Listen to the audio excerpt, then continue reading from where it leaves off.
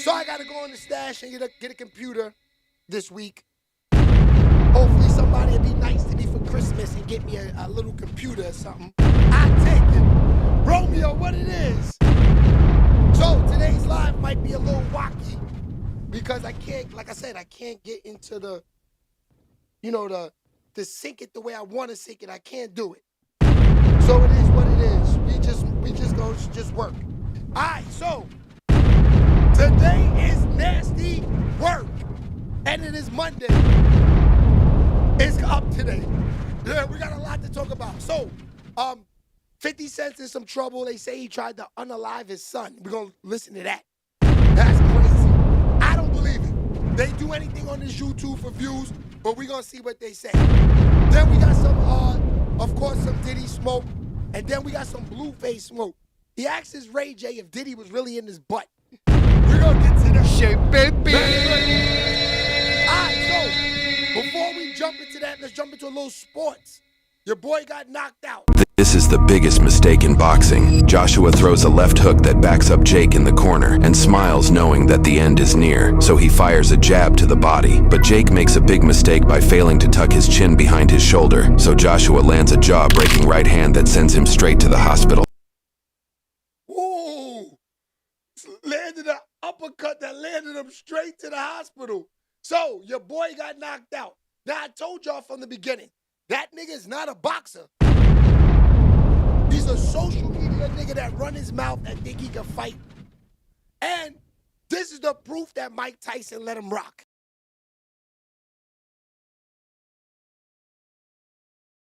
This is the proof that Mike Tyson let him rock. They should have never ever survived them fights with Mike Tyson.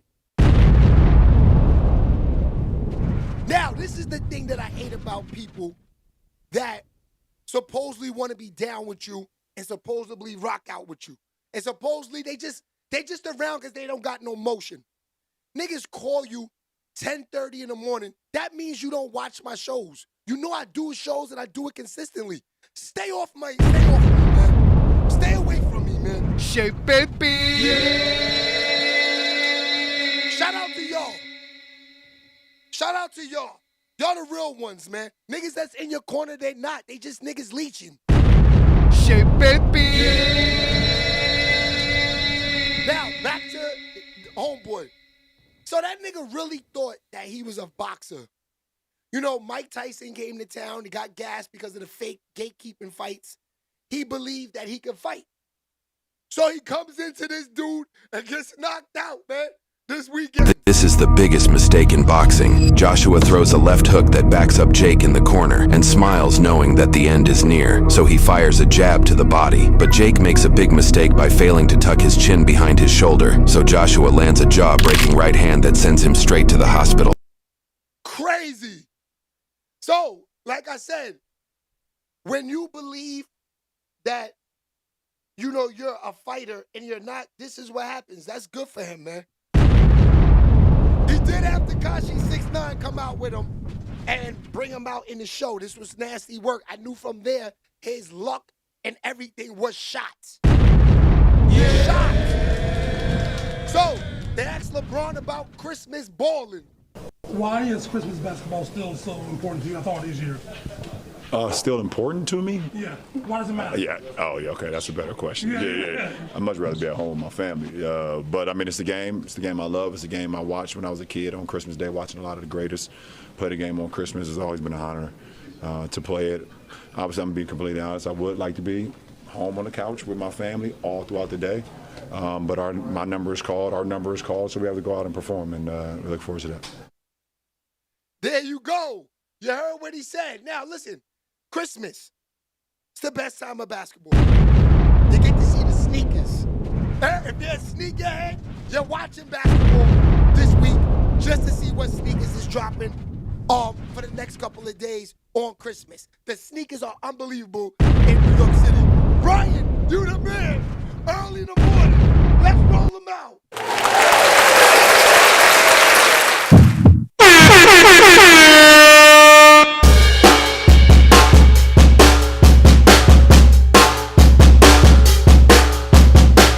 Shout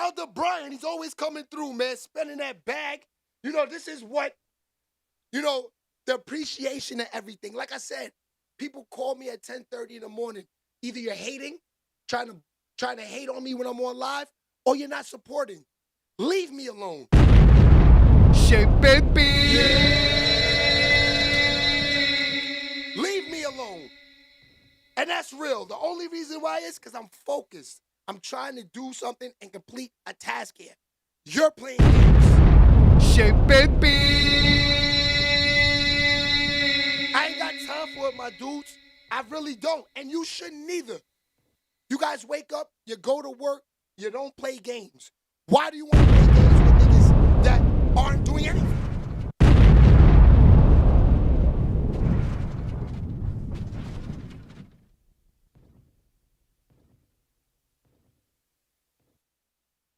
I'm sorry, y'all. Hold on.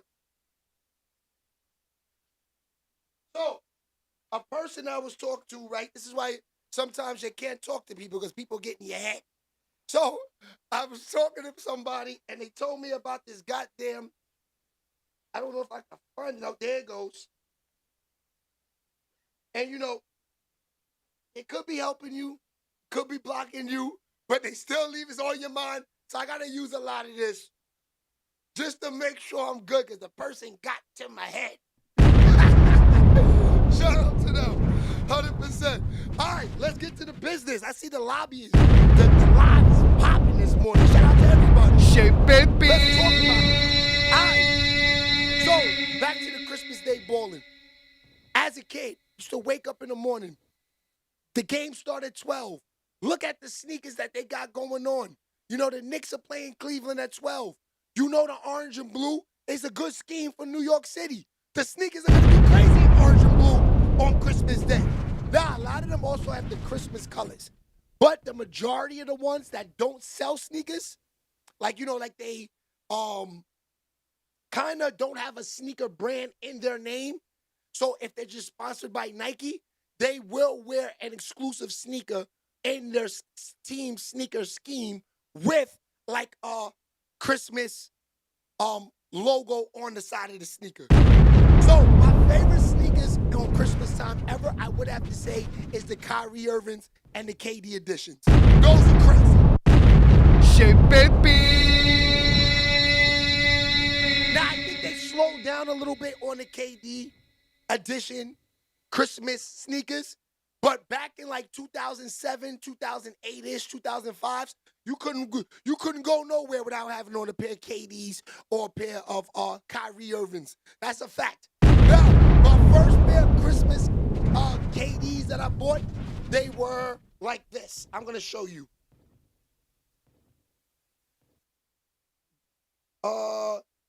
KD Xmas 2008. I think they were the first ones that I bought.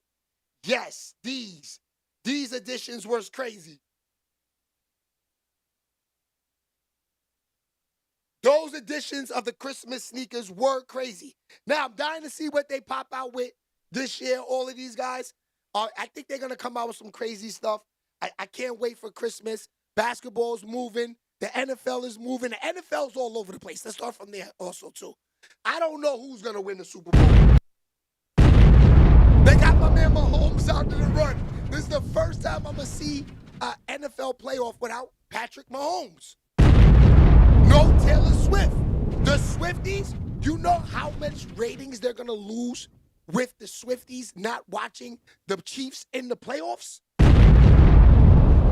No Swifties in the playoffs? Nasty! SHEABABY. You gotta have the Swifties in the playoffs and the Mahomes. It's gonna be crazy.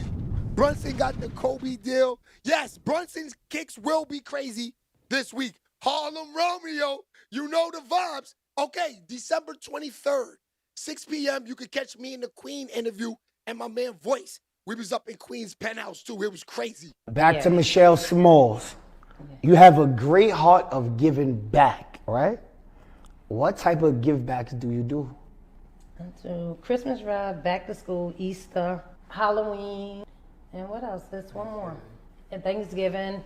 what made you start giving back? I know you mentioned a couple of things earlier, but You know the crazy thing about it? Shay Baby always jump in my questions. Does it like go over your head like, I'm the queen of Harlem? No. Because you know the thing about it is I don't really take that name serious. Mm-hmm. Shout out to the queen of Harlem. That's my girl right there. Okay, so we did the interview. This was maybe 2 weeks ago. But I just saw on a page that the interview will air December 23rd at 6 p.m. Now, if you know the queen, she gives out maybe $50,000 to $100,000 worth of toys every Christmas drive. She's been doing it for about 15, 20 years. Now, the whole Harlem comes out. They get toys. Harlem Romeo, check in. Am I right or wrong? Shit, baby. So, yes. She will be talking about the Harlem Drive, and I'm going to let you guys know you can go check that out. She also tells me in the interview, because I asked her, I said, what was the craziest dice game you ever been in? You know what she said? You know what she said? Dame Dash, Rayful Austin, and Marcus Camby from the Knicks. That's a lot of money to be gambling. And, at that time, she said it was about $500,000 in the air. You can go catch the interview and see what she says. It was crazy. Shit, baby. That's a fact. All right, let's move on into the show, man. So, your man Diddy's son, he popped out on the podcast. You know, they asked him a few questions. We're going to get into that now, and then we're going to bring it back because we're going to talk about a lot about Diddy, his son, 50 Cent. You know, 50 Cent, they said he tried to unalive his son. It's a lot of nasty work going on in the industry. Check this out. One piece of advice that your dad gave to you that you would share with other people now, that you would carry on sharing? One piece of advice is probably like just to never really give up, because it's gonna be like a million obstacles, and always like keep your vision first and not let nobody change your vision. What does success mean to you? Success? Success means to me is just, you know, making other people happy and spreading positivity really through what you do and really having an effect in the world in like a positive way. Crazy. So, King Combs, he's getting a lot of press right now. I kind of want to say the threatening of 50 Cent has got him hot right now. He's in these reels. He's getting interviews. Shit, baby. We all know his dad is doing time right now. And we all know his dad is probably one of the freakiest freak nasties out there. Freak nasty out there, right? But to take on these interviews, right? And you know they're going to be aiming for your dad. I kind of feel like King Combs is very, very, very, very, very, very looking. I think he's clout chasing right now. Not in a bad way. There's all types of clout chasing ways. You got clout chasing ways in a bad way for the DRs, the riders, and then you got clout chasing for the people that's just trying to build their brand. You know what I mean? So, him, the reason why I say I think he's clout chasing a lot is because, if my father gets locked up, I don't want no interviews. I don't want to talk. Because I know that niggas is coming from my dad. Shit, baby. I know you're coming from my dad. So, can you tell podcasters, look, I'll come on there, but I don't want to talk about my father? Yes, you can. But me, personally, I don't want to talk to you then. Shit, baby. Because, to me, like, to have a good interview, right, with the Christian Combs, we got to talk about your dad. What can we talk about? We could talk about the life of growing up as Diddy's son. That might work. But then again, we're talking about your dad. We could talk about maybe, I can't say you hit records, because I think you only had one, maybe two. You had two. I give you 2 hit records. Now, are they smash hits? No. If you was a regular nigga, would these be smash hits? Would people want to talk to you? No. So it's a thing where you know that if I go on these podcasts, you got to talk about my dad. So I give it to him. He's willing to go and talk to people and talk about the father. Now, I haven't heard any questions that people really want to hear, though. Like, so, King Combs, can we talk about the baby oil? Yeah. No questions like that. So, maybe the podcast people, he knows who to go sit with, because he's not going to go to Vlad. Vlad's going to chew him a new, you know what? No Diddy. You know what I mean? SHEABABY. You know, he's not going to go on The Art of Dialogue. He's not going to go on Say Cheese. These are podcasts that want the real smoke. They want to know what's going on. They want to know what's going on. So they're going to ask him, these are podcasts he cannot go on. So if you notice, he's going on these YN podcasts, going on, you know, the people that he can trust, because these are the DRs that want to still party at Diddy's house. Like this girl. Check her out.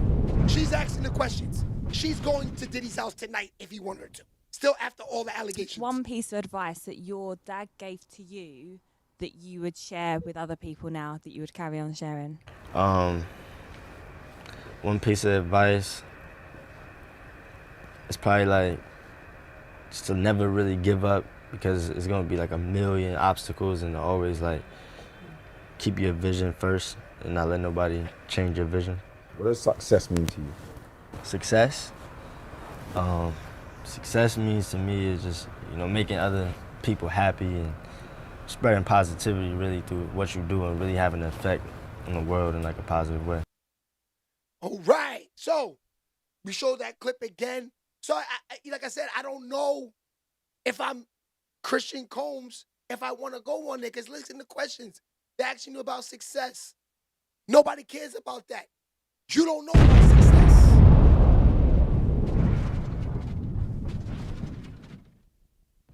The only reason why I say that is you're around success. You got the money in-house for success. You got the black card to ride around the Phantom for success. But success is when you build it on your own from the mud. Your dad had success. You know what I mean? So that's why I say when you go on there, like my father has success. I don't want to go on no pocket. You got to bring up my dad. That's a successful motherfucker. SHEABABY. Yeah. And that's a fact. So that's why I say, if I go on your podcast, if I'm King Combs, let's talk about my father. Still my dad. We know he's nasty work. We know he had a lot of pink Kool-Aid juice, cocaine, everything flowing through the crib, watermelon cocaine juice, grape cocaine juice, orange cocaine juice, grapefruit cocaine juice. He had all the cocaine juice. And we know this. But he's still my dad. So let's talk about it. You feel me? That's how we got to get down if I'm Christian Combs at this point. Now, if I could go at 50, if I could go at 5th, we could talk about my dad. Because going at 5th is crazy to me. Now, I heard a couple of celebrities all over YouTube. They're all thinking like me, too. They're like, come on, bruh. Come on, man. Like, we're at an age that we saw him as a baby being held by the parents in, like, you know, like in all the venues. So to hear him 20-some years later run his mouth talking about he ready for 50, smack the shit out of 50 cents, that is crazy. Diabolical. Joe, what'd you say? It's the Lulu. SHEABABY. It's the Lulu, fam. You know what I mean? Don Coop, what it is. I'm cutting no slack. Not a baby no more. Yes, 100%. He's not a baby anymore. He definitely not. But what I'm saying is, it's hard for people like me and a lot of these people in the industry to believe what you say, you need more people, is because we seen him as a baby. We know this is cap.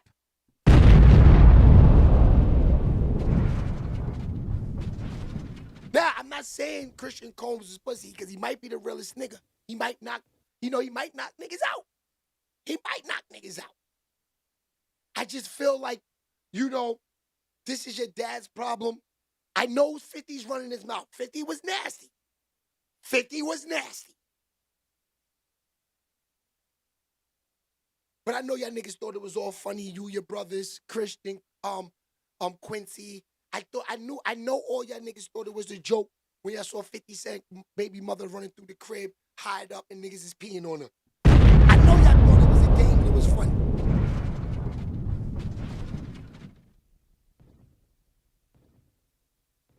So, that's why I say just keep your mouth shut, because you know what's going on in the crib. You guys know everything.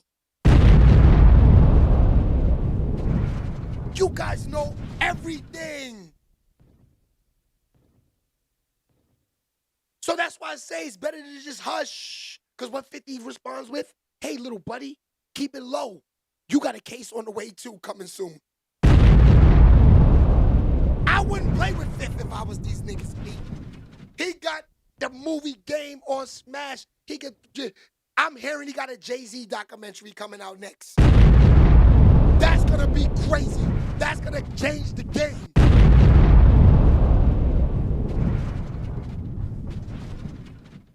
The Jay-Z documentary? I don't know. Jay-Z might go see Fifth on that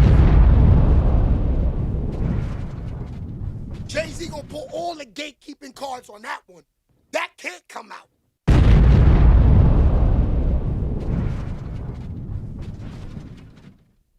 That's what I'm trying to say. 50, if I'm King Combs, I leave him alone. I know you're nasty work. But if you're so much of a thug, move in silence. Fuck you on the internet saying you're gonna go do something. Shit, baby. That's how I know it's all for the views. First of all, you can't find Fifth. Fifth is all over the world. He's moving. He got security guards. Not only he got securities, he got thug niggas with him, grown men, OG niggas. Got all types of niggas with him. That's why I said that was a waste of breath, of fresh air, King Combs. Because one, we know you're not going to see Fifth. And two, we know when you see him, you definitely not hitting him in the mouth.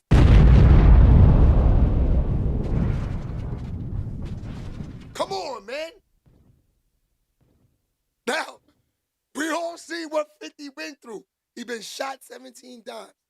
Beef with the Murder Inc. niggas. Beef with the Queen's biggest drug dealers ever in hustle time era, period. Now, I'm watching the Supreme shit and everything on YouTube. Shout out to the bloggers on YouTube. To the niggas that put together these little documentaries before 50 Cent. 50 Cent is like 15 years late. Niggas been doing these docs on YouTube. So, I'm watching this documentary series on the Supreme team, right? Now, the guy that 50 had smoke with, this nigga was killing cops. This nigga was unaliving cops. This guy tried to put 50 in the ground.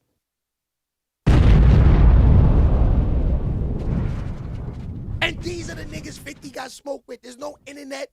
You can't go Twitter fingers, say I'm gonna shoot you, smack you. It was none of that. We just saw the news and the nigga got clapped. That's what I mean. I can't listen to fake smoke, man.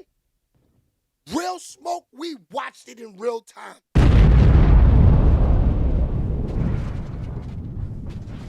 That's why I said I don't like the game that he's playing.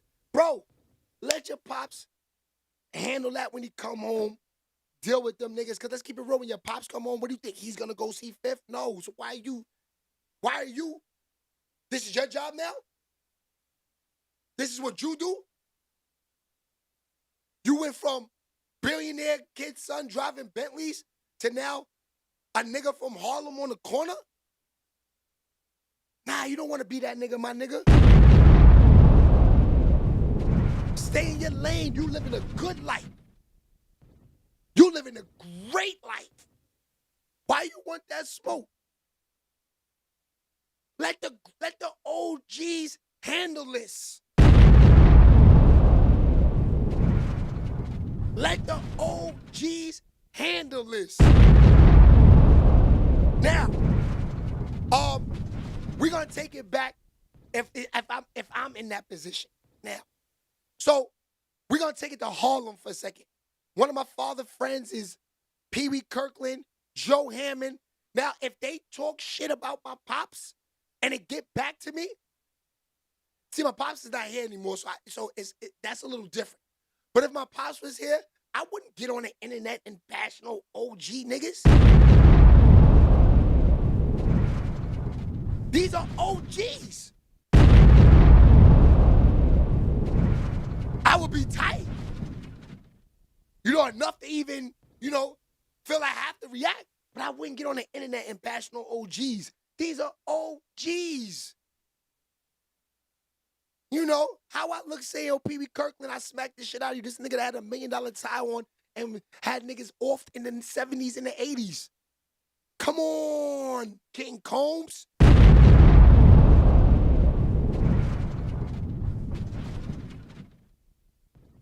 But this is the way it is. Now, it even got crazier. You see, I had Blueface on the cover, right? Blueface, these are the YNs. These are the young niggas. He asking Ray J or OG if Diddy if Diddy really put it in his butt. That's crazy. Ray J, shut the fuck up. Everybody shoot Ray J, man. Bro, I'm a real one, bro. I'm shooting everybody in this motherfucker with the paintball shooting. Dead on me. Was Diddy in your booty for real? Nah, you know what? They mixed that shit up, bro. I was talking about the homie Lil Rod, which I apologize to Lil Rod too, because I shouldn't have been talking about his ass and it backfired on me. Right. You know what I'm saying? Like, I made that shit up on the Breakfast Club. Come on, man. I'm not gonna be like, Wack was mad. Yeah, but shout out to the agency. Okay, yeah, shout out to them. All right, I just had to double check, man. You know, we out here playing paintballs and whatnot. You Diddy ain't never took nobody. That's nigga ain't taking niggas. You ain't taking niggas? You been around Puff? Nah, never. You been around Puff? Nah, never. Never in life? Ever. Never. Yo, son. I just had to double check. Oh, shit. Yo, son. I'm dead. Wow. Wow, that's what I'm saying, fam. That's crazy. So, now, I mean, that's a crazy question, but, yo, Blueface felt he had to ask, man. Blueface felt he had to ask him. So he asks the nigga if Diddy really took the butt from him. Look, this is crazy, fam. Ray J, shut the fuck up. Everybody shoot Ray J, man. Bro, I'm a real one, bro. I'm shooting everybody in this motherfucker with the paintball shooting. Dead on me. Was Diddy in your booty for real? Nah, you know what? They mixed that shit up, bro. I was talking about the homie Lil Rod, which I apologize to Lil Rod too, because I shouldn't have been talking about his ass and it backfired on me. Right. You know what I'm saying? Like, I made that shit up on the Breakfast Club. Come on, man. I'm not gonna be like, Wack was mad. Yeah, but shout out to the agency. Okay, yeah, shout out to them. All right, I just had to double check, man. You know, we out here playing paintballs and whatnot. Diddy ain't never took nobody. That's nigga ain't taking niggas. You ain't taking niggas? You been around Puff? Nah, never. You been around Puff? Nah, never. Never in life? Ever. Never. I didn't see that boy. He asked him, you been around Puff? He said, nah, never. Never. So, okay, get in these comments. I don't think Diddy touched Ray J. I don't think Diddy touched Jay-Z. I don't think Diddy, that a Little Rod niggas, the other nigga that make beats, the light-skinned little nigga that said, who made the don't sleep, you gotta stay up. That nigga, I forgot his name. Him, all of them little Zesty engineers and everything he had around him, those niggas got Diddy. Diddy got them niggas. Shit, baby. But I don't see him. Oh, shout out to Angela B. Good looks on the Purple Hearts. So, I don't think Diddy, I don't think he put it, any of that work in Jay-Z or Ray J. Now, Ray J will do anything for the views. So, this goes back to a month ago when the game fired Whack 100. Now, when the game fired Whack 100, right, I told y'all, Whack ain't care about that. He got the two hottest streamers in the game, Blueface and Ray J. Blueface and Ray J. That's all he needs right now. So, don't nobody care about rap music no more. Shout out to the rappers. I love y'all. But the rappers are now coming in our lane. Shout out to our lane. So, now you have the rappers want to be on YouTube like us. Who's rapping anymore? The internet is the new rap game. So that's why I'm trying to tell you that he didn't care about the game. Because the game is not hot in the internet. Now he might be performing old G-Unit records and game records right now, making a few 100,000 a year doing it, close to $1 million. Yes. But is he getting this, what's it called? Zeus money and getting all this YouTube checks and Twitch money? Not like them niggas. Not like them niggas. Shit, baby. Them niggas is on top of the game when it comes to that streaming. Now, I can't lie. Like, would I interview Blueface or Ray J? Facts. And I don't care to talk to them rap niggas. But them niggas ain't rappers no more. Them niggas is internet niggas.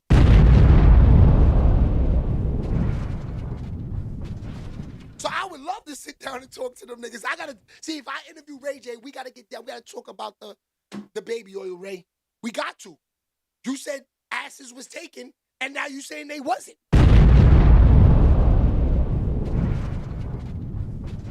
So now when Ray J says that all this was lies, right? How do y'all still have Diddy in jail? A lot of these niggas probably was lying.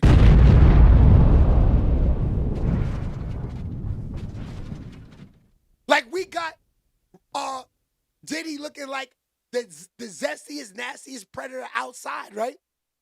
Perhaps if niggas is lying and Diddy is just straight up, you know.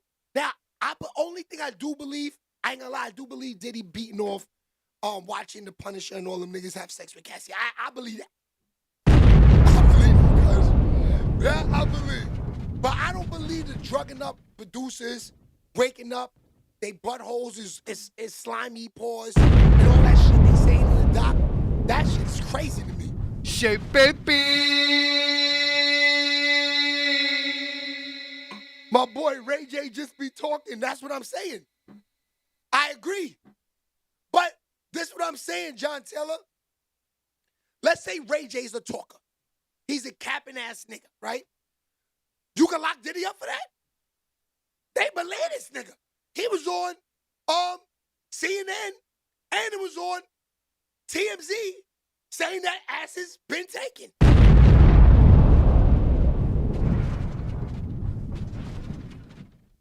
So when you got a nigga that's saying ass has been taken, all of this, all of that, you know, that led up to other people coming out saying, yeah, Diddy did the same thing to me. Then they lock him up.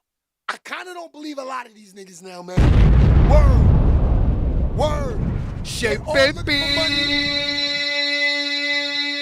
All these niggas looking for money, looking popped, all of this. Now, when I have my house parties, right, I make sure we only smoke weed. I make sure they bring their own liquor. You know, if we do drink a little bit, I don't try to force nothing down their throat. Literally, You know what I'm saying? I just, go with a vibe when I have house parties. And that's been me since day one. This is before the Diddy era. The Diddy massacre and all of this. Because I told you I've been having house parties since maybe 99, 2000s, like 15 years old. Me and my brother DJing. You know, if niggas know me, if you're from the town, you know me and Tony used to throw crazy parties. This was the house party. We was throwing shit like that. House parties. Word to my mother. And in those times, there was no smoking the weed in the crib. Yo, Black, I appreciate you, my boy. Let me roll him out. Shape it.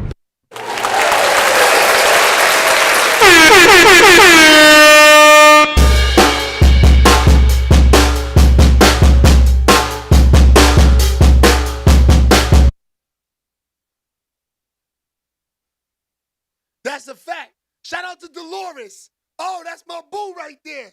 What up, girl? You changed your screen name? That's why I didn't know that was you. Shout out to her. That's family. Shape baby. Appreciate you from the heart, 100%. It's the holidays. And I got to get a new computer. We got to get that. Look, it's over. I feel like crying. This is my baby right here. Got all my info in here. I got to get that fixed, man. Take that to Geek Squad today. That's a fact. I want to use that computer. It's just easy for me to use. I know where everything is. I'm old school. 100%. All right. Yeah, let's, I feel like Diddy, might be innocent. I hate to say it, but it's the facts. Niggas is lying out there. Big time. All right, so check this out. Blueface, check this out. Blueface said this is how he eat in jail. Now, if you a jailhouse nigga, you know the vibe. Action. This is how I was eating in prison.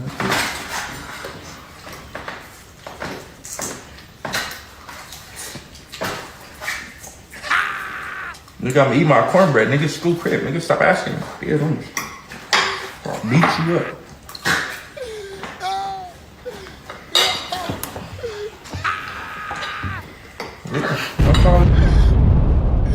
Nasty. Oh shit. I can't lie. His nasty work. Niggas say he eat like this in jail. Yeah, school hard crib. That's what I said. Blueface, Ray J, classic on the internet. Classic on the internet. Now, if you a jailhouse nigga, you know he not lying. You know he not lying. Now, I used to eat like that in high school. When I went to the public school at Woodlands. Niggas was grinding, they put your hand in your food, knock the shit down, remember? Want some? No? Knock it out of nigga hand, all that. I would guard my shit, stop playing with me. Shape baby. Stop playing with me. I had one nigga in high school that wanted to unalive me. I ain't gonna lie to you. So, shout out to Quadji, too. Quadji, I didn't mean this. So, let's give y'all a little story in high school. This is a Jamaican nigga named Quadji, right? He used to look like Special Ed, like boom, boom, boom, boom, boom, boom. My man Quadji, right? So, I don't know why, but the nigga asked me to shape him up. So I shaped the nigga up. His shit was all over the place. The next day in school, he saw me in the lunchroom. I ain't gonna lie, the nigga wanted the one. Shape baby. He wanted the one. The only thing is in high school, right? Right? When I was in high school, right? It's crazy, but the niggas that held me down in high school wasn't even from the town. Because in my school, they had a section of bad niggas where they come from Yonkers, Mount Vernon. They come from the bad areas, right? Them niggas wouldn't let niggas even pluck a finger on me. In high school. That's a fact. So when that nigga came in with the hairline, another nigga jumped out. I'm like, hold on, let this nigga talk. He like, nah, Shay, I want to shoot the 5 with him. Right? Shay, baby. And that's how it was for me in high school. Niggas love me. 100%. Yeah. So, like I said, I can't really fault, you know, Blueface and Ray J. You know, because they are fools. But if you could get the money and get the bag being fools, why not? Because them niggas, I love watching them niggas. Man. I ain't gonna lie to you. They are something else. Now, I don't have Zeus. I was telling a friend of mine the other day, I need to get Zeus. Because when I think of the show, the network Zeus, I just feel zesty. There's nothing but reality show and drama on there. But I kind of want to watch Ray J and Blueface.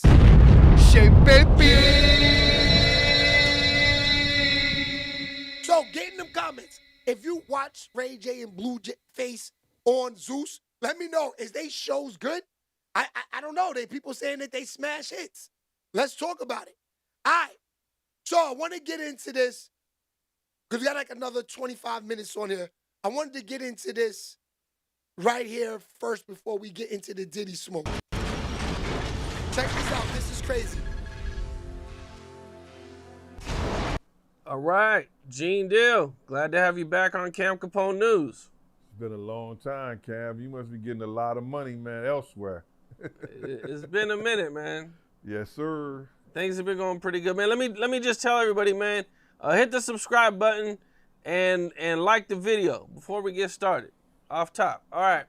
So I'm gonna get into this Diddy documentary that's been going on, man. It's still #1 as far as I know, man. I mean, I don't know how many millions of times this thing has been streamed, but this thing it's kind of crazy how big this thing actually is, you know, because us that's been following for a really long time, you know, kind of heard a lot of the stuff, man, but people are still going crazy for it, man. So what was your first reaction when you first seen it?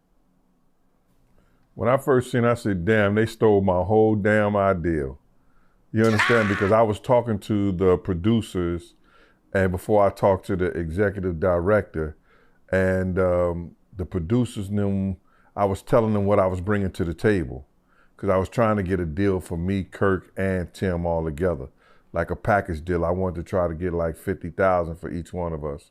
You know what I'm saying? So I told them what we was bringing to the table, who was going to tell a story, how they was going to tell a story. You know, I didn't know exactly what they were going to say, but I knew Tim grew up with Puff, so he can get the childhood thing. So I'm going and telling them the whole angle in which I would like for this to go. You know what I'm saying? What we was bringing to the table. I didn't know how they was going to do it, but I was saying, this is what we're going to bring to the table. Tim could start off with the childhood part of it because they grew up together. That's Tim Dog, Tim Patterson. Also, you know, he was the one who was working at Uptown. He was a executive over there of A&R and all that other stuff. He went to Island Records. He used to work with over there at Arista, the whole 9 yards. Tim is the one who had the Lost Boys. If you remember the Lost Boys, yeah, you know what I'm saying? Tim was the manager of them. That was his group and everything like that. So Tim had a lot of inside and a lot of stuff to do with Puff. I had a lot of other people I could have brought to the table too. Eddie F, who taught Puff how to work the board and everything like that. Just Eddie F, Heavy D, and the boys DJ. I was gonna try to get Eddie and some other people like that. But it fell through because the lady was telling me what somebody else didn't give me or what somebody else didn't pay me, and she was being disrespectful. You know what I'm saying? I thought she was a white lady. I'm finding out she a sister. So, you know, I could see why she was acting that kind of way. But anyway, she still tried to get me by telling Kirk for me to come aboard and all. I wasn't coming. I spoke to 50 for like 45 minutes before before Kirk and even Tim got involved in it. And me and him was, you know, cool with what was going on. He said, yo, they wasn't gonna spare no expense. He wanted the story to be told right, the whole 9 yards. So long story short is that as far as the documentary is concerned, it was just a lot of stories that I had already told. You know, if you go throughout the history, what I was talking about, the City College, I was there at City College. So why wouldn't I be there to talk about City College? You understand what I'm saying? I was right there in the midst of it. You know what I'm saying? I was the one who opened the door for the kids you know, they fell right at my feet. You know what I'm saying? Some of them lied, some of them survived. I was there. You could see me in one of the films in the back, my back, while I'm pushing down on one of the kids' chests. 17-year-old boy that died, one of my friend's little brother. You understand? So it was crazy. A lot of stories they should have told that they didn't tell. You understand? They showed pictures of different people that was no longer, but they was instrumental in the Bad Boy. They couldn't even tell the real Bad Boy story, how Puff and them got their money, got started and stayed in the game before Clyde Davis. You understand what I'm saying? Because they didn't have the pictures, they didn't have the person to deliver the story. You know what I'm saying? Bad Boy got their start with Corey Jacobs. Corey Jacobs, the dude you see next to Puff before he went to jail the whole 9 yards. Corey Jacobs went to jail for drug distribution and transporting narcotics, and he got 16 to life sentences. You know what I'm saying? So he was pardoned by Obama. His money and Wolf money is the money that started Bad Boy. You know what I'm saying? To keep Big, you know, when he let Big go, when Andre Harrell let Big them go, and Craig Mackner, Puff had to get money to keep them there. You understand what I'm saying? Before he can go make the deal with Clyde Davis. So what he do? He take their money to piece Big them off for some money before he makes his deal. You understand what I'm saying? So they couldn't even tell that story. That's a good story. You understand what I'm saying? So, you know, it's a lot of stories. There's a lot of things they left out. And it is what it is. But, you know, everybody trying to say 50, 50, 50, 50, you know, and they don't understand. They already had the producers. You know, 50 ain't make no shots as far as he ain't hold no camera. He ain't write no script. They already had plenty of producers to put this together. They just needed to sell it. And who's the best salesman of them all? 50 Cent. You understand? If you see any kind of documentary, any kind of movies that's out there in our culture, if 50 behind it, they gonna buy it. And that's what it was. People think this was just a hit piece based off of 50's beef with Diddy. Nah. You know, I think that he wouldn't turn it down, because if you don't like somebody and somebody is now your enemy and people going to give you a certain percent in money to do something to get at him, why wouldn't he? You know what I'm saying? Who wouldn't? You understand? A lot of people are trying to make it to be something different, but if they got a product and they trying to sell it, and why wouldn't I get behind it if I ain't got to put no money up? You understand? Because I don't believe Fit put a dime in that. You know what I'm saying? Because there's too many executive producers behind it.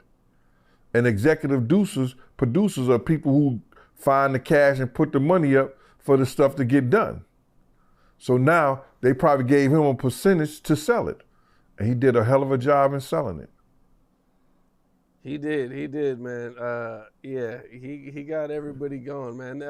You know, he's getting a lot of backlash, man. Like, people are like mad at 50 for getting behind this thing. Well, see, the thing about it is that people are out their rabbit ass mind, and they gonna sit up here and they gonna say some stuff like, yo, they try to make it up like, it's because of a girl, it's because of a woman. A man that can have any woman in the damn world, you understand, go any parts of the world, find beautiful women all over the world, that's willing to do whatever he wants to. I'ma be mad because this dude got this one?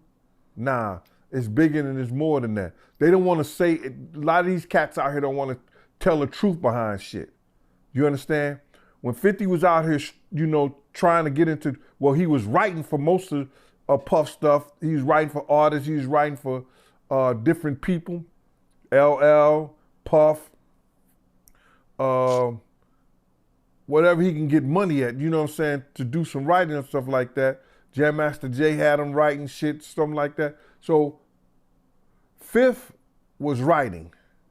Then when he did How to Rob the Industry Cat joint, he's supposed to be the next one to come out of New York. You understand what I'm saying? He gets in this beef, you know what I'm saying, with Murder Inc., Ja, Irv Gotti, Supreme them. They try to eliminate him. Then Puff and the other people put a tag on him where it's that, yo, don't let him make no money.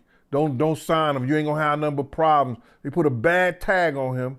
You understand? He got to go to the West Coast and with Dre and Eminem to get his deal. You understand what I'm saying? So they put this tag on him to stop him from eating his craft. You understand? They try to kill him, you understand, because they got a problem with him. And then you supposed to have some love, so people who try to take you out of here, try to stop you from eating and everything like that. Diddy was a part of that too. He was a part of that.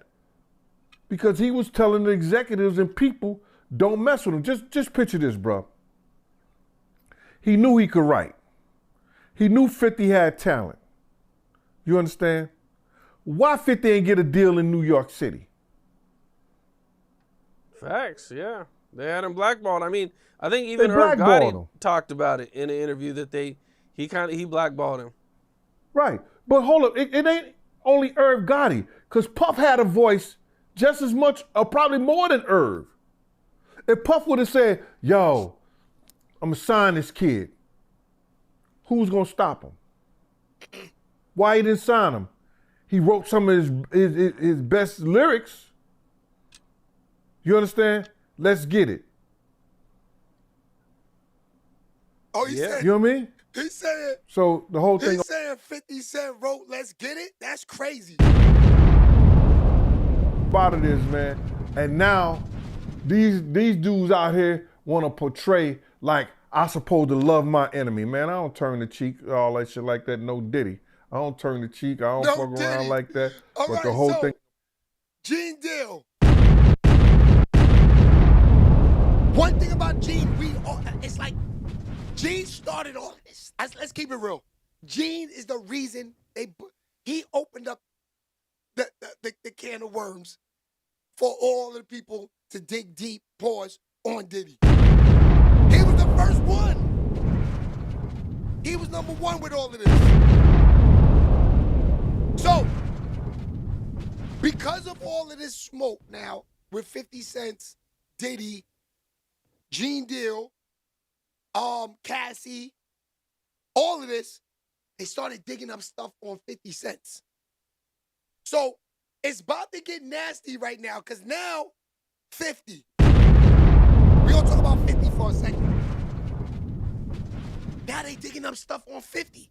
They saying that 50 tried to unalive his son. That's crazy.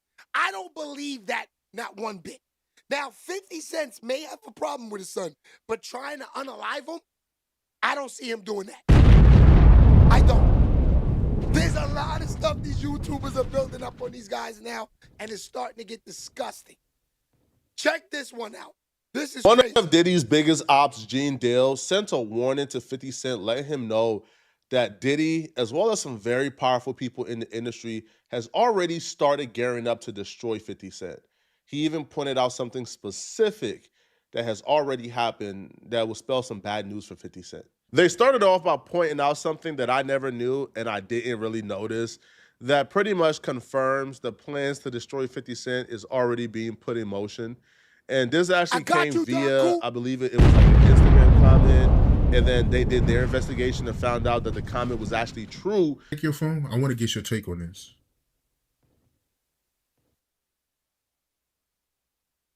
Big brother G. Tell Fifth that Ja Rule and his first baby mama started following each other on IG an hour ago. Prepare for the worst. Jay-Z, Ja Rule, Rock Nation. This is funny. Look who started following me on Instagram, talking about followers. This is funny. I DM them too. This is crazy, y'all. Watch this shit.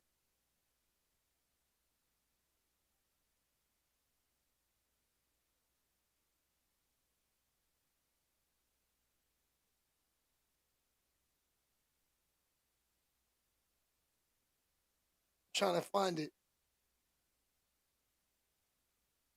Anyway, I screenshotted it because it was funny to me. Samuel Jackson started following me on Instagram. That means the platform is moving, y'all. They like the news. Hold on.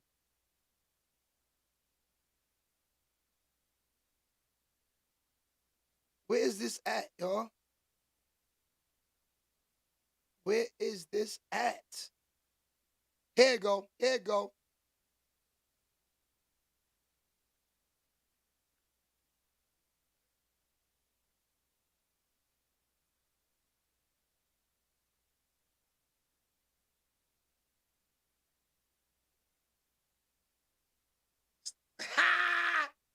That's crazy. And look, you click on this page.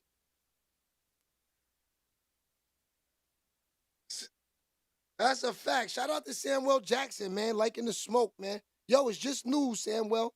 You know, you stay out of the light, we won't report you. We won't.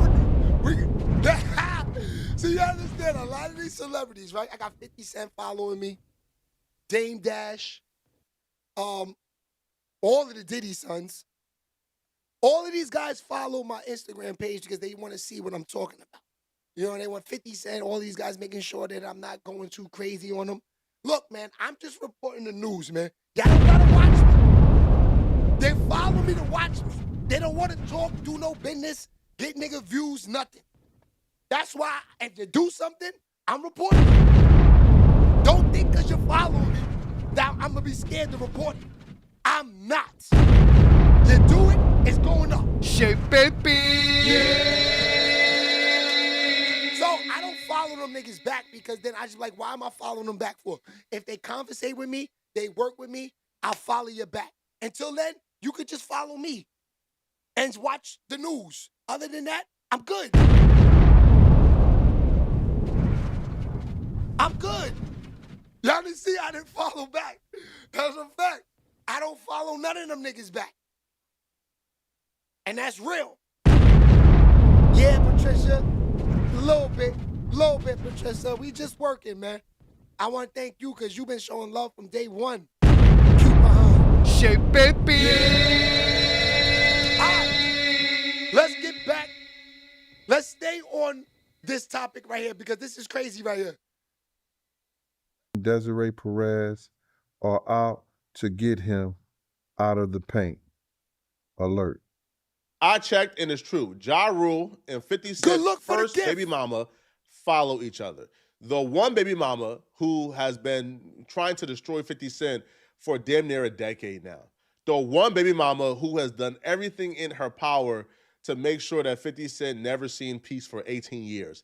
That baby mama now feels empowered. Now feels like she may be able to destroy 50 Cent once and for all. Ja Rule has been on a scavenger hunt for any and all accusations revolving 50 Cent. Anybody who has ever made an accusation against 50 Cent, he's been looking for them. He's been trying to link up with them. So Ja Rule following 50 Cent's baby mama at this point in time and her following back, understand this is not no innocent foul. They're plotting against 50 Cent. Ja Rule tweeted, as you guys can see right here, keep the info coming. 50 Cent victims deserve to be heard, and they will. Whatever Ja Rule has discovered on his scavenger hunt of 50 Cent has emboldened Ja Rule to be posting things like this. Curtis called out Diddy for being an abuser. Now I'm calling out 50 Cent for being one. What's the problem? Good morning. Let's not be selective with our outrage. If you support Curtis, you support domestic violence. Now run his women for coins. I know what you did last summer. So he has been... Yo, Fox, I can't wait till tomorrow. We up. We got a lot to talk about tomorrow. SHEABABY. Really, like, sending threats to 50. Like, letting 50 Cent know that he has some type of information on 50 Cent that he's gonna be releasing soon. He's gonna be revealing soon. So whatever thing Ja Rule has found on 50 Cent, it looks like he's quickly gathering information. And I don't think if Ja Rule gathered the right information that Ja Rule is going to be doing this alone. I feel like 50 Cent has made enough enemies, especially with Diddy, which I support 50 Cent exposing Diddy, by the way. Like, I'm not saying 50 Cent did anything wrong, but I'm saying because 50 Cent is taking these projects to expose perpetrators and predators, you now have a lot of powerful people who are super invested in making sure 50 Cent fall. So Ja Rule taking this approach means that he's finding something. Again, let's not be selective in our outrage for abusers. Now, he reshares a couple of 50 Cent's, I guess, accusations right here. And then he would write, I think I'm going to start doing docs. There's a lot to unpack here, allegedly. And he shows articles where women are accusing 50 Cent of abuse. If I'm 50, I'm getting ahead of this, bro, and I'm starting to file cease and desist lawsuits immediately. Because once that documentary drops, again, a documentary is... John, make sure you tune in tomorrow. Me and Fox going up. That's a fact. Not even about who can tell the truth the best.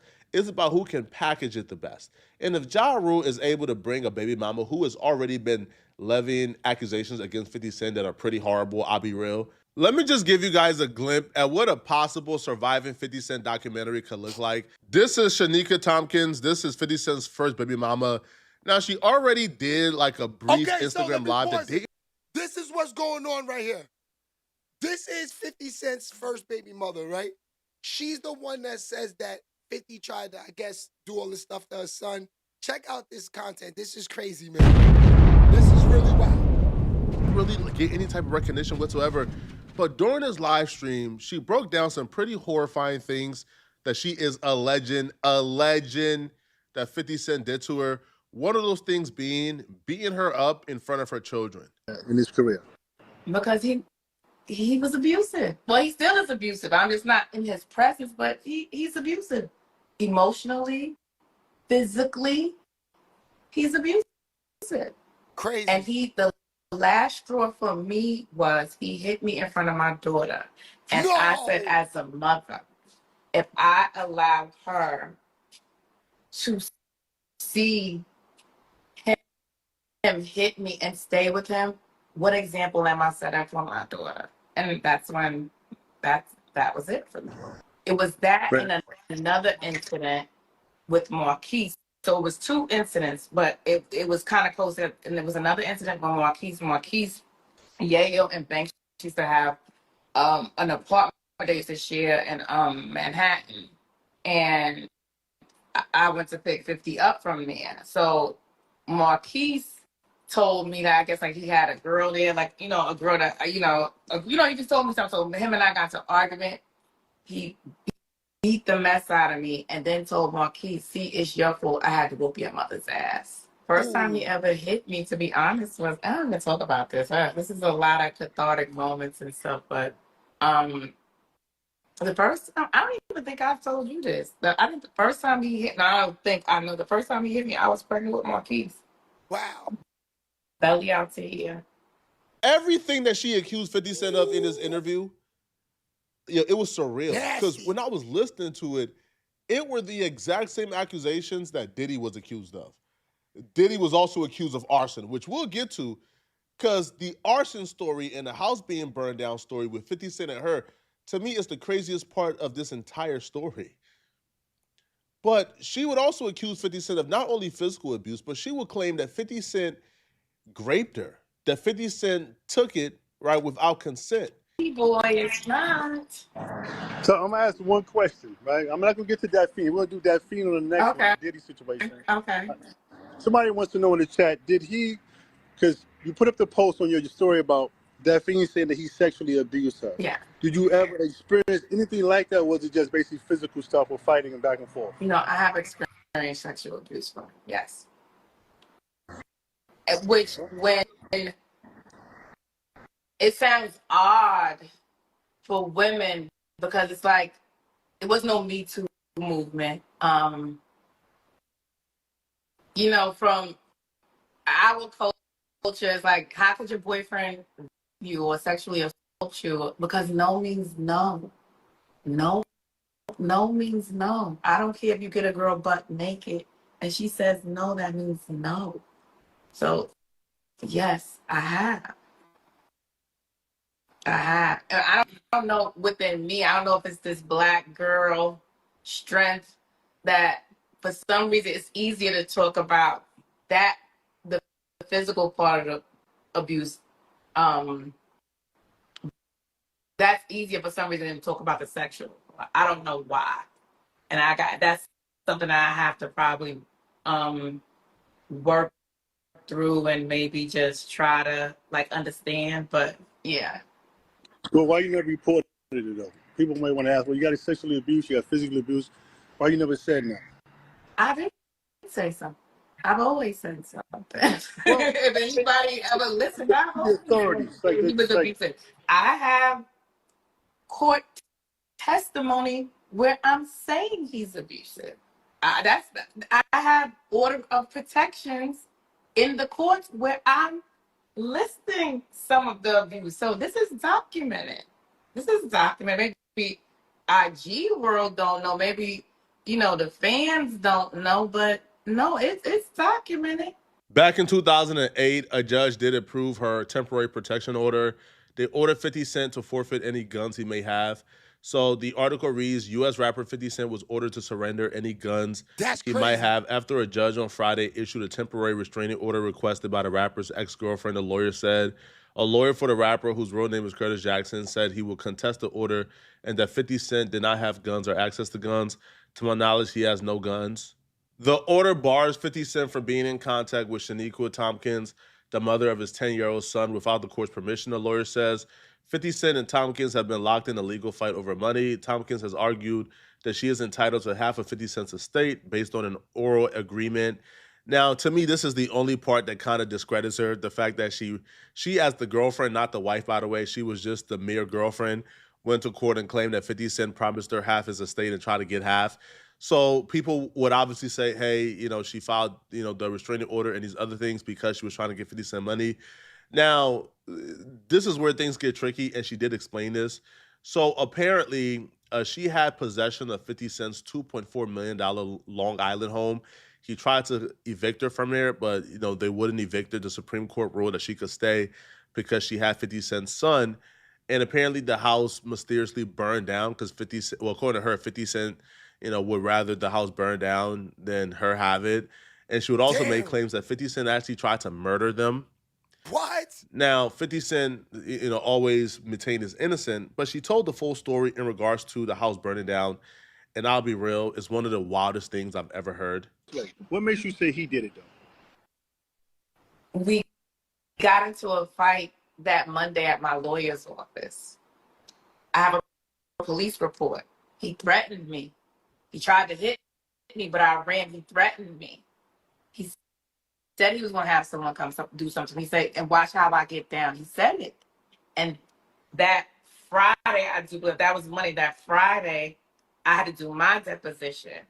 I was taking my piece to school. A Magnum car was following me. I don't know if you remember the Dodge Magnum, and everybody knew back then all of G-Unit members rode Dodge Magnums. Was following me to Marquise to school. I ditched the car, drove to Queens and drove to my grandma's house. Mia was already in school. I get to the courthouse. I do my deposition. I come back outside. It was a guy following me, trying to intimidate me to the point where my lawyer was so worried that she would just please be careful.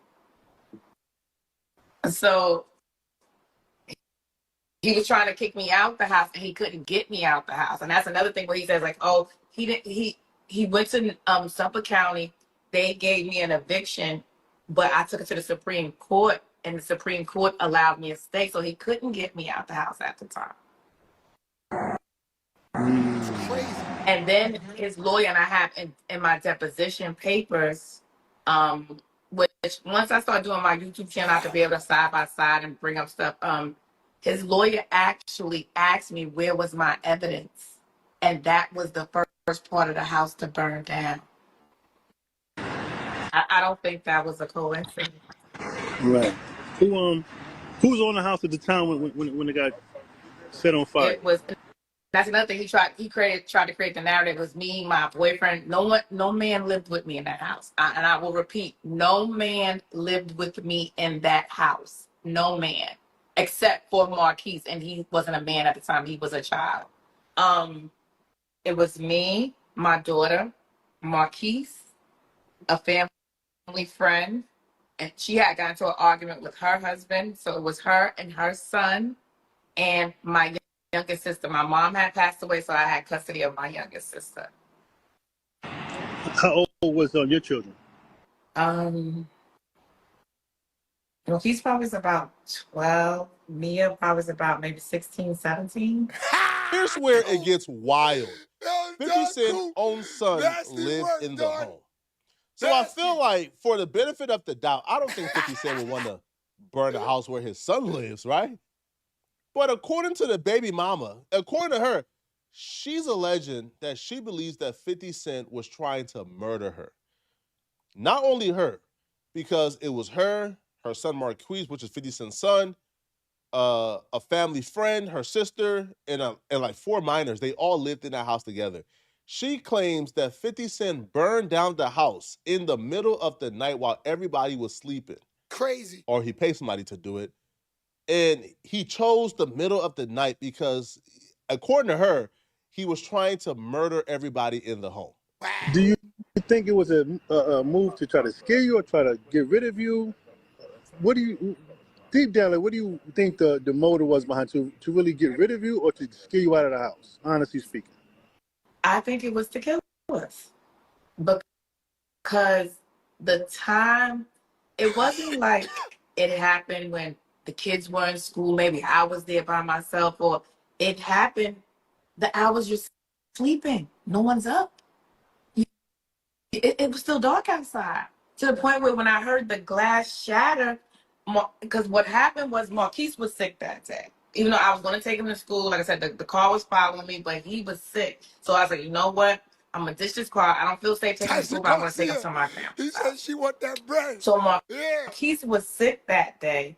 I could not sleep. And that's why I said, I don't want to get all holy roll on everybody, but that's when I say, if you don't know God is real, I feel sorry for you.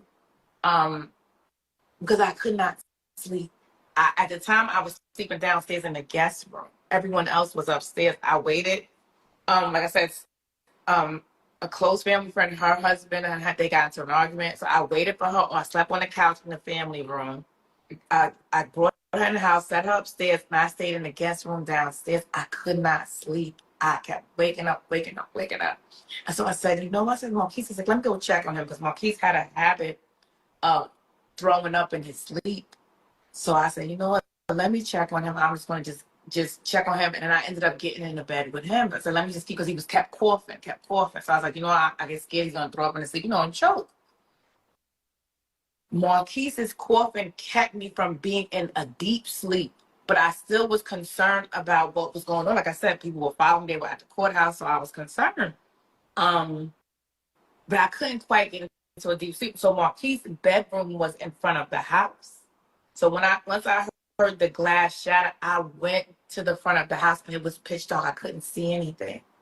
So just in that second, I came from Marquise's room to the top of the stairs. I went down maybe 3 steps, and the flames just shot up to the ceiling. It was just. Shout out to You Could. That makes sense. He said, 50 would be mad if Diddy do a doc on this. SHEABABY. Yo, so my brother Tone said there's no more rap diss songs. It's documentaries. If a rapper diss you and you do a diss song, you a broke ass nigga. Do a whole doc. Do a whole movie. Kill him that way. SHEABABY.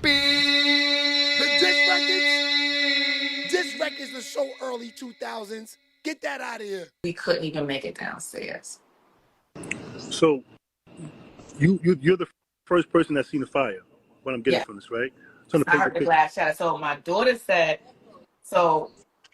she said she thought I broke something because all she heard was me cursing. But for some reason, I was so enraged. I was like, this motherfucker. This motherfucker sent somebody to burn the house down. So my daughter said she just heard glass and me cursing. So she just assumed that I dropped the glass or something. And I just kicked into action. I just got everybody out their rooms. To a lot of us who like 50 Cent, we might see this with lens of skepticism, because, how do we know 50 Cent is involved there? And we might try to, make excuses. Because for the most part, I'll be real, my perception of 50 Cent, I would like to believe that 50 Cent didn't do this. I would like to believe that 50 Cent is level-headed and smart enough to where he wouldn't want to murder his own son, right? Because that's, especially when his son is only 10 years old. So maybe it was enemies of 50 Cent who did it. I don't know. Yeah, that sounds crazy to me, man. Because at Ronda's time, he was intensely beefing with a lot of people. But she will claim that she has proof of 50 Cent threatening her or threatening to do this. She would claim her story has never changed. From the 911 call to talking to detectives, talking to the media, she has said from day one that 50 Cent did this. We had like a little bonus room upstairs, like we had like a couch and a television and stuff. We couldn't go that way, so then we go to my sister's bedroom. So my sister's bedroom had like a little awning, like where the backyard and the pool was. So I kicked out the screen so we could jump down to the awning to jump out. So I saw a man there. So I got a little hesitant. I was like, oh my gosh, what if he's coming to finish us off?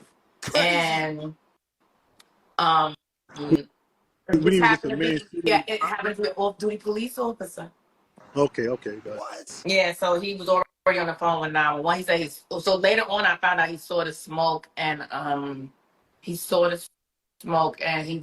was going to get his daughter from, like, I think he said she was at a hotel. You know how they have prom parties at a hotel, and he said the highway, whichever way he takes, it didn't take him that way. He saw the smoke, came up the driveway, and saved our lives. Wow.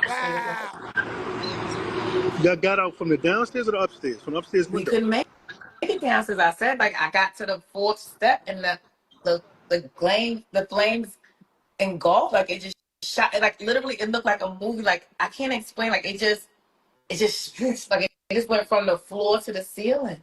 So we couldn't make it downstairs. So what did you do? You jumped out the windows?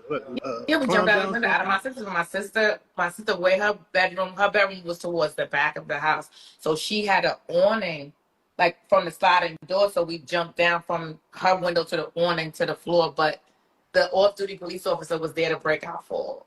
I have never seen 50 Cent lose a war, to be honest. 50 Cent is like a 5-star war general, but he's well decorated, bro. 50 Cent knows how to navigate around a beef. But See, I don't know to believe this lady or not. I ain't gonna lie to y'all. Because, like I'm reading the comments, but like what y'all saying, it's like, do you want money? Like, Fifth, just give her some money, Fifth. Just give her some damn money, because at this point, you know, she got Fifth looking crazy. Try to burn the house down with the kids in there. That's wild. No matter how much I got problems with, you know, if me and my kids' mothers go through, I would never do that. I never would want to see them hurt, nor the kids to be unalived. So I don't believe that, man. I don't believe that. You know, 50, he's wild, but not that crazy. That's ridiculous. SHEABABY.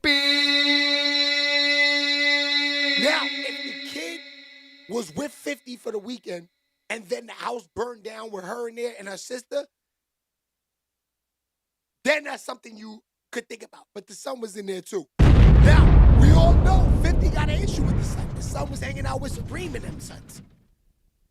He's hanging out with the niggas who tried to unalive the father.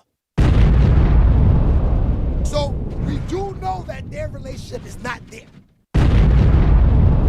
And that's real. But that's why 50 felt so. This is why 50 felt the way he felt about the one that Diddy was peeing on and all this. Because he was trying to build a bond with that mother and the son. You know, when you go a second time around, when you try to do that, you try to be a better person. You know what I mean? Then Diddy comes in the mix and makes it all hell. You know, that's what killed him, bro. He was trying to do the right thing. Shorty was a thotty and a groupie. And this is what happens. That's a fact.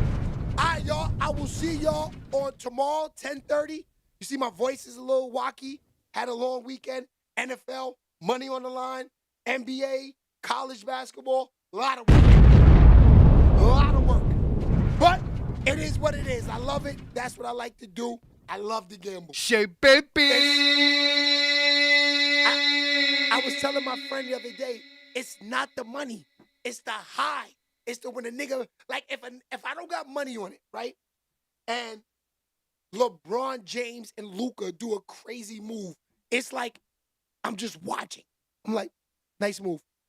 But when I got the money on it, it's like, yeah, nice move, bro. SHEABABY. That's what the money is for. The money is on these games so you can enjoy it. Other than that, I don't enjoy watching these bum-ass niggas run up and down on a court or baseball field, football field. I don't enjoy it. I was out there. Once you was on the field, on the court, on the baseball field, or the football field, or the soccer field, or the hockey rink, once you suit up, it's just a regular day in the office for these niggas for me. Every feeling that they're living, I lived it. I haven't lived playing in front of 50,000, getting a $50,000 check game, every game check. But I have experienced the 3-2-1 buzzer beaters. I have experienced the 2-2-1 press.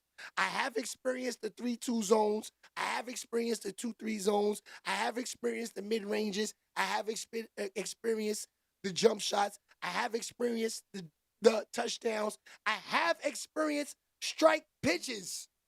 I don't play all sports. So they don't get me hyped watching these niggas. I'm not one of them niggas walk around with as my favorite team on. I'm going home to watch my team. No, my team plays and I feel they can lose. Bet against them niggas. If I feel you can lose, bet against them niggas. It's for the money. That's a fact. All right, y'all. I love y'all. See y'all tomorrow. Fox, I can't wait. It's showtime tomorrow, Fox. Now, Fox, you only been doing this for me for like 6 weeks. YouTube tells you the ratings and everything, or different shows and everything. I'll show you the analytics. I'll send it to you later. No Cap News, number 3 on the platform. No Cap News, number 3 on the platform. Talking About It show, number 1 on the platform. And number 2, believe it or not, they got my shows in the streets chopping it up, and I haven't done that in over 6 months to a year. I'm bringing it back. 2026, we are back. Shout out to Nelson. We will be in the sneaker store.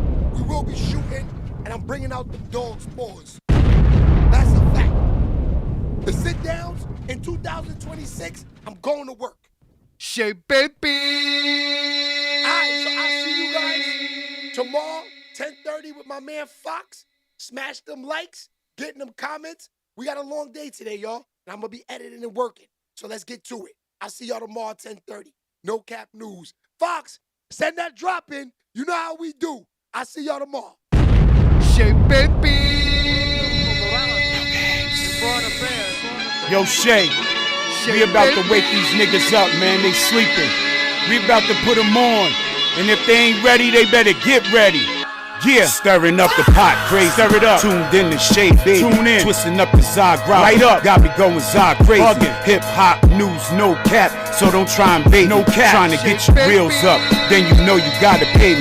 This ain't your average, bro. Nah. Hating, then you mad at us. Haters. Niche, if they hating, send these haters back to Africa. Send this is where the shit stops. When I hit my bro Fox. What up, Don Coop, Charles, Pat, Brian. Make the show rock. The whole team. And we talking hip hop. Talk. Baby love, salute, baby. Salute, baby. Marcy, the whole chat room. Drop a comment, paste it. Started from the bottom basement. Headed to the top fast. Tune in and share your thoughts. Talking about it, talk stats. SHEABABYTV, hottest on the net. Let's talk facts. Anything above that. Clout chasing, fall back. Merch about to drop soon. Pre-order yours now. They can never lock us out. Kicking all the doors down. We coming through. SHEABABYTV, the hottest TV on the airwaves. Lock in. Talking about it. Salute to the whole team. Marcy, Baby Love, Niche, Don Coop, Pat, Brian, No Cap Fox. What it do, y'all? We coming through, y'all. SHEABABYTV. SHEABABY.